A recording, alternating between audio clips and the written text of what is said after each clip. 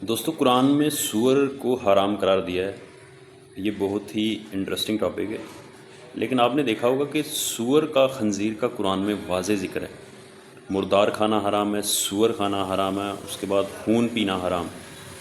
ٹھیک ہے، تو آپ کے ذہن میں یہ کبھی خیال آیا ہوگا کہ صرف سور کا ہی کیوں نام لیا گیا ہے قرآن میں؟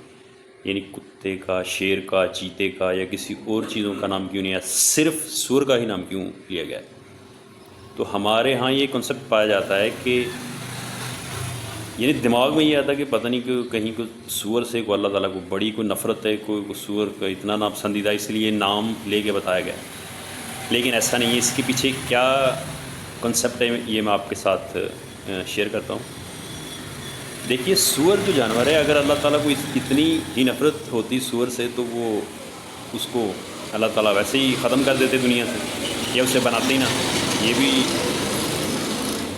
یعنی اللہ کی ہی مخلوق ہے سور.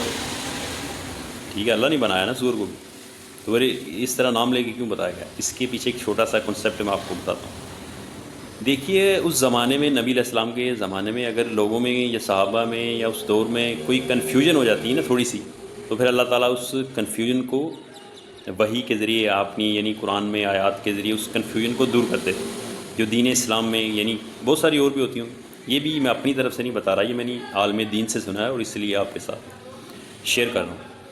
سور کا نام دوستو اس لیے آیا ہے کہ سور کا آپ نے دیکھا ہوا اس کی مشابہت تھوڑی بہت بکری سے ملتی ہے.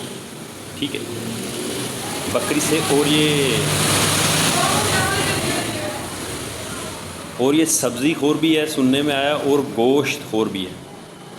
اس میں یہ کنفیوژن تھا کہ یہ حلال ہے یا حرام. یہ جیسے بکری دمبا یہ چیزیں تو حلال، تو اس میں یہ کنفیوژن تھی کہ آیا یہ حلال ہے حرام. تو پھر اللہ تعالیٰ نے واضح آیات میں قرآن میں بتایا ہے کہ یہ بالکل حلال نہیں، یہ حرام جانور ہے. ٹھیک ہے، تو اس کے پیچھے یہ ایک جو میں نے عالم دین سے سنا تھا کہ یہ ایک یعنی کنفیوژن تھی، اس لیے اللہ تعالیٰ نے نام لے کے سور کو حرام قرار دیا.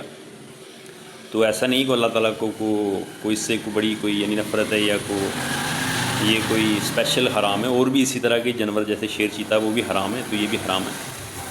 تو اس کے پیچھے یہ کنسیپٹ ہے. ٹھیک ہے، ویڈیو اچھی لگی ہو تو لائک کیجیے، سبسکرائب ضرور کیجیے چینل کو. Thanks for watching.